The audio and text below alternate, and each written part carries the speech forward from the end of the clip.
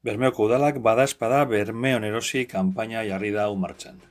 Kanpaina honen bitartez, herrian erosteko deia egiten da. Herriko merkataritzari laguntzeko eta sektoreak dauen lana eta bizi kalitatea sortzeko garrantzia balioan jartzeko. Helburua da bezeroak fidelizatzea eta herriko saltokien salmentak handitzea.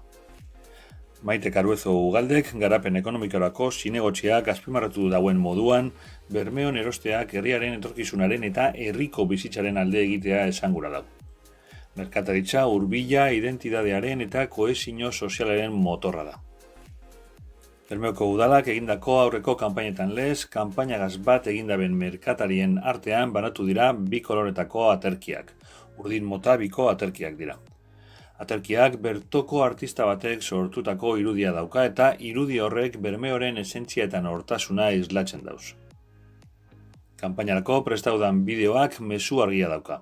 Bermeotar askok itsasora edo soilubera begiratzen dabe ze guraldi egingo dauen jakiteko. Eta askok bietara. Horrek gogorarazo gura dau ezin garela ikuspuntu bakarragaz geratu.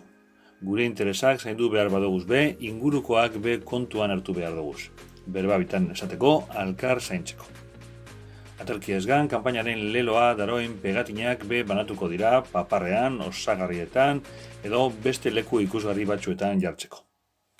Guztira 45 komertzio batu dira ekimenera eta horietan banatuko dira aterkiak gitxineko erosketa bat egiterakoan.